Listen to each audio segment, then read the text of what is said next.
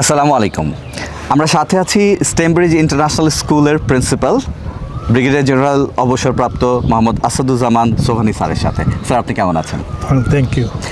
Sir, আমরা অনেক কথা বলবো আজকে স্টেমব্রিজ ইন্টারন্যাশনাল স্কুল নিয়ে, কিন্তু তার আগে আমি একটু আপনার সম্পর্কেও খুব কিউরিয়াস, কারণ আমি অনেকগুলো কথা শুনেছি। কারণ যদিও মনে হয় যে একজন মিলিটারি পার্সন মানে খুব বেশি ডিসিপ্লিন নিয়ে কথা বলবে বা যুদ্ধ এগুলো নিয়ে কথা বলবে, কিন্তু আপনার এডুকেশন সেক্টরে অনেক বড় রোল ছিল। ইভেন আপনি অবসরপ্রাপ্ত হওয়ার আগেও ছিলেন director of education of Bangladesh army. তো আমি আপনার এই এডুকেশনে কন্ট্রিবিউশন মিলিটারি ব্যাকগ্রাউন্ডে এবং জেনারেল ব্যাকগ্রাউন্ডেও আমি একটু বিস্তারিত জানতে চাই স্যার। ধন্যবাদ। আমি রাজশাহী বিশ্ববিদ্যালয় থেকে অনার্স এবং মাস্টার্স কমপ্লিট করে আমি বাংলাদেশ সেনাবাহিনী আর্মি এডুকেশন করে যোগদান করি 1986 সালে। যেহেতু আমি এডুকেশন করে আমি যোগদান করি, তো আমার সেনাবাহিনীর যে শিক্ষা সংক্রান্ত বিষয়গুলির সাথে আমাদের প্রথম থেকে ওতপ্রোতভাবে জড়িত ছিলাম।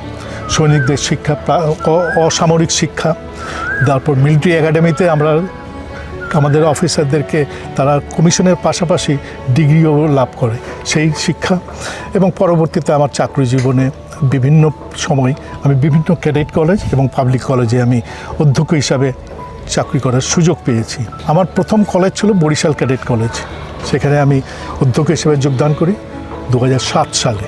সেখান থেকে আমি রংপুর ক্যাডেট কলেজে আমার দীর্ঘ সময় কেটেছে, এবং তারপরে আমার সর্বশেষ যে ক্যাডেট কলেজ সেটা হচ্ছে ময়মনসিংহ গার্লস ক্যাডেট কলেজ। বলে রেখা ভালো, যেহেতু গার্লস কলেজ আমি প্রথম সেনাবাহিনী থেকে প্রিন্সিপাল ছিলাম গার্লস ক্যাডেট কলেজে। তারপর আমি সেনাবাহিনীতে ফেরত আসি। আসার পর তার কিছুদিন পর, কয়েক বছর পর আমাকে আবার পদোন্নতি দিয়ে আমাকে Chittagong cantonment public school and কলেজে অধ্যক্ষ হিসেবে প্রেরণ করা হয়, যেটা 1961 বা 60 সালের দিকে প্রতিস্থাপিত হয়েছিল। সেখান থেকে আমাকে আদমজী কলেজে আনা হয় ঢাকাতে, সেটাও ওই সমসাময়িক সময় এটা প্রতিষ্ঠিত হয়েছিল। এবং আদমজী কলেজ থেকে আমাকে ঢাকা রেসিডেন্সিয়াল মডেল কলেজে শিক্ষা মন্ত্রণালয়ের অধীনে ডেপুটেশনে আমি ওখানে অধ্যক্ষ হিসেবে কাজ করেছি। তারপর আমি ফেরত এসেছি সেনার সদরে, যেখানে আমি army director of army education হিসেবে পদ লাভ করি, এবং সেখান থেকে আমি অবসরে যাই। স্যার, অবসরের পরেও আপনি অনেকগুলো স্কুল এবং কলেজে কন্ট্রিবিউট করেছেন। জি, আমার যেহেতু এই লাইনে কিছু অভিজ্ঞতা হয়ে গেছে, আমি মনে করেছি যে আমার কিছু কন্ট্রিবিউশন থাকা দরকার সমাজে, আমার কিছু দায়িত্ব আছে। তো সেই দিক থেকে লক্ষ্য করে আমি একটা প্রাইভেট ইউনিভার্সিটিতে ছিলাম কিছুদিন। তারপর সেখান থেকে আমি আরেকটা স্কুলে এরকম প্রি স্কুল টাইপের সেখানে যোগদান করি। সেইটাই স্কুলও ওখানে আমি দীর্ঘদিন ছিলাম। অসাধারণ। মানে আপনি যখন স্যার বলছিলেন, আমার মনে হচ্ছিল এরকম একজন মানুষের কাছে যদি আমার সন্তানও আসলে তার জীবনটা গড়ার ভিত্তিটা এখান থেকে পায়, সেটা হয়তো অনেক অসাধারণ হবে। কারণ আমাদের অনেক বাবা আমাদের স্বপ্ন থাকে যে সন্তানটি ক্যাডেট কলেজে পড়বে, কিন্তু ওই অপরচুনিটি হয়তো সবার হয় না। কিন্তু ওই এক্সপিরিয়েন্সটা কি স্যার আমরা তাহলে স্টেমব্রিজও পাচ্ছি কি? ইনশাআল্লাহ আমরা ওই পরিবেশটা ঠিক ক্যাডেট কলেজের মতোই। এখানে মাঠ আছে, সুইমিং পুল আছে, এখানে বাচ্চারা দৈহিক এবং মানসিক দুই দিকেই তারা ডেভেলপ করতে পারবে। এক্সিলেশন দুটাতেই হবে তাদের। আমার এইখানে এই পরিবেশ নিরিবিলি, শহর থেকে দূরে, এবং এই পরিবেশে তাদের সকল সুযোগ সুবিধা থাকবে। স্টেমব্রিজে যেই সব সুযোগ সুবিধা থাকবে এগুলো আন্তর্জাতিক মানের। স্টেমব্রিজ ইন্টারন্যাশনাল, আসলে ইন্টারন্যাশনাল কোয়ালিটিসগুলো আমরা দেখতে পাবো। আচ্ছা, স্টেমব্রিজ বা স্টেম এই শব্দটা আসলে চুজ করার কোনো কারণ ছিল কিনা? এইটা হচ্ছে যে এখন উন্নত বিশ্বে স্টিম কথাটার খুব প্রচলন। Steam education methodology. স্টিম প্রথমে শুরু হয়েছিল 2008-7 সালে, স্টেম STEM স্টেম দিয়ে। তারপর আরেক গ্রুপ স্কলার বললো যে না, এর সাথে যোগ করতে হবে, যেটা আর্টস, কালচার, অ্যাস্থেটিক্স, তার না তো কমপ্লিট হবে না, একটা পূর্ণাঙ্গ জীবন হবে না। তারপরে এটা স্টিম নামে আসে। দুইটা স্ট্রিমই এখন চলতেছে, বাট আমরা স্টিমটাকে আমরা ফোকাস করব। স্টিম এডুকেশন মেথডে যেটা মানে লাভ বা আউটপুট সেটা হচ্ছে 4C আমরা বলে থাকি। একটা স্টুডেন্ট পড়তে গেলে ওকে যে এই স্টিম মেথোডোলজি পড়ালে সে 4টা কোয়ালিটি ডেভেলপ করবে। একটা হচ্ছে ক্রিটিক্যাল থিঙ্কিং, একটা হচ্ছে ক্রিয়েটিভিটি, একটা হচ্ছে কোলাবোরেশন, টিম ওয়ার্ক, আর একটা হচ্ছে কমিউনিকেশন স্কিল। তো communication skill, reading, writing, everything. তো এই 4C অ্যাচিভ করতে গেলে তাকে আমরা স্টিম মেথোডোলজি দিয়ে তাকে আমরা এডুকেশন দেবো। এবং এই স্টিম মেথোডোলজিটা এমন একটা অ্যাপ্রোচ, যেটা করতে গেলে বাচ্চাদের মধ্যে ইন্টারেস্ট গ্রো করতে হবে। ইন্টারেস্ট যদি গ্রো না করে তাহলে বাচ্চা তো পড়তে চাবে না, প্রেশার দিয়ে পড়ানো যাবে না। তো আমরা সাধারণত দেখে থাকি যে বাসায় বা স্কুলে বাচ্চাকে টাইম দেওয়া হয় না। তারা কিন্তু প্রত্যেকের মেধায় একটা টাইম আছে, কিন্তু তারা তাদের কাজ একটা নির্দিষ্ট সময় করতে আছে, কেউ আগে করে কেউ পরে, বাট সকলে মেধাবী। তো আমরা এখানে বাচ্চার যে মেধা আছে সেটাকে আমরা ফোকাস করব। তার মেধা সে অ্যাপ্লাই করতে পারে, ওই যে ক্রিয়েটিভিটি, ক্রিটিক্যাল থিঙ্কিং, তার মধ্যে ইন্টারেস্ট গ্রো করবে, সে নিজে থেকেই তার পড়া সম্পূর্ণ করবে, আগ্রহ তার জন্ম হবে। রাইট স্যার, তার মানে কি আমরা এটা বলতে পারছি যে তাদের যে মেথোডোলজির মধ্যে দিয়ে যাবে, এটা কি হাতে কলমে শেখার বা প্র্যাকটিক্যাল ল্যাবগুলোর আসলে কি ইনভলভমেন্ট থাকবে? Yes, practical lab, coding lab থাকবে, তারপর সায়েন্স ল্যাব থাকবে, কম্পিউটার ল্যাব থাকবে, আর্ট ল্যাব থাকবে, ফটোগ্রাফি থাকবে, ডিবেট থাকবে, পাবলিক স্পিকিং থাকবে, আউটডোরে এইগুলি থাকবে, সুইমিং, খেলার মাঠ, এগুলি। এইভাবে তাদের সব ফ্যাসিলিটিস থাকবে। পূর্ণাঙ্গ একটা স্টুডেন্টের জন্য যা যা দরকার মাইন্ড এবং এডুকেশনের জন্য, সেইটা আমরা দিব। অসাধারণ স্যার। স্যার, কারিকুলামে বিশেষ করে মানে আমাদের টিচিং মেথোডোলজি, আপনি তো কিছুটা মেথোডোলজি নিয়ে বলেছেন, বাট আরও কিছু ডিফারেন্স থাকবে কিনা যেটা হয়তো প্যারেন্টসদের ডিসিশন নিতে হেল্প করবে, তাদের কোনো ইনফরমেশন দেবেন কিনা? এটা হচ্ছে যে ওই যে আমি যেটা বললাম যে প্রাইভেট টিউটর আমরা অ্যালাউ করবো না, হাউস টিউটর এটা দরকার হবে না। আমাদের কাছেই স্টুডেন্টরা থাকবে, আমার স্টুডেন্ট, আমি তাকে শেখাবার দায়িত্ব আমার।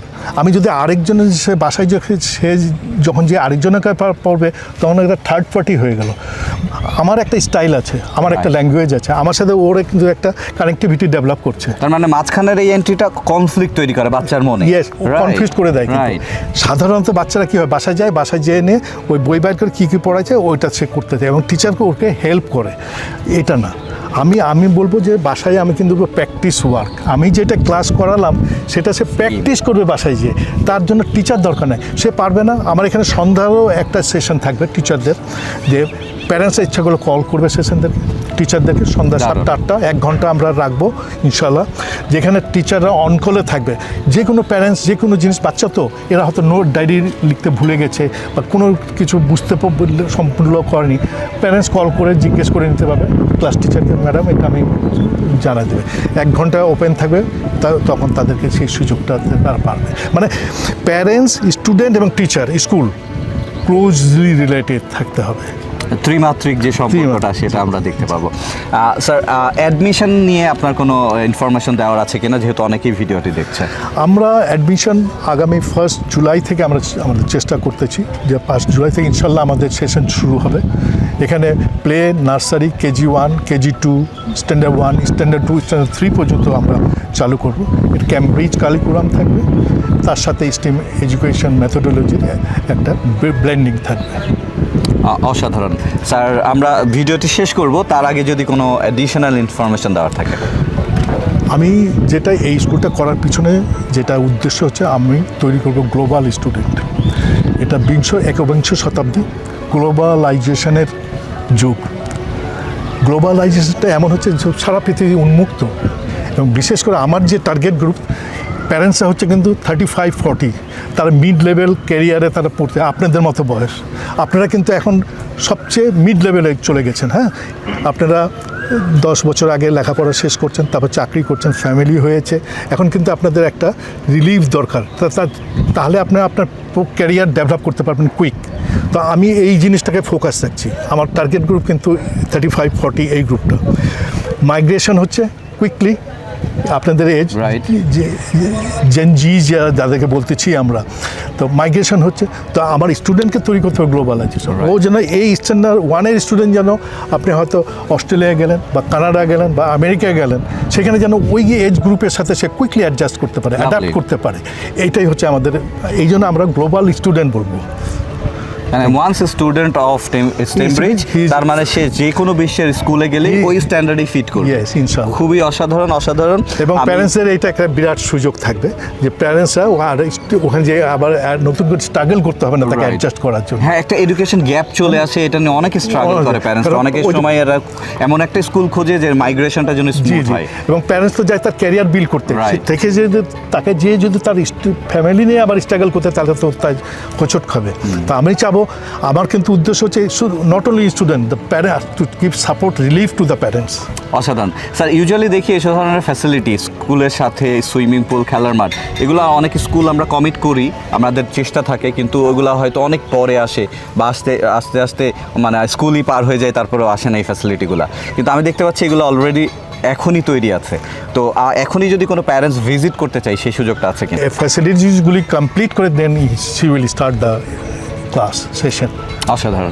তো সেক্ষেত্রে আমি বলছিলাম স্যার, প্যারেন্টসরা যদি এখনই ভিজিট করতে চায় আমাদের স্কুল বা ফ্যাসিলিটিসগুলো, সেটা সুযোগ আছে কিনা? হ্যাঁ, তারা আসতে পারে, আমরা তাদেরকে ব্রিফ করব, তাদের আমাদের পরিকল্পনা বলবো, তাদেরকে ও সব আন্ডার ওয়ে দেখবে, but within this works are will be completed within a month. So তাদেরকে আমরা ওইভাবে দেখাতে পারবো ইনশাল্লাহ। ইনশাআল্লাহ ইনশাআল্লাহ। আপনারা স্টেমব্রিজ ইন্টারন্যাশনাল স্কুল সম্পর্কে আরও বিস্তারিত জানতে ভিজিট করুন স্টেমব্রিজ ইন্টারন্যাশনাল স্কুলের ওয়েবসাইট।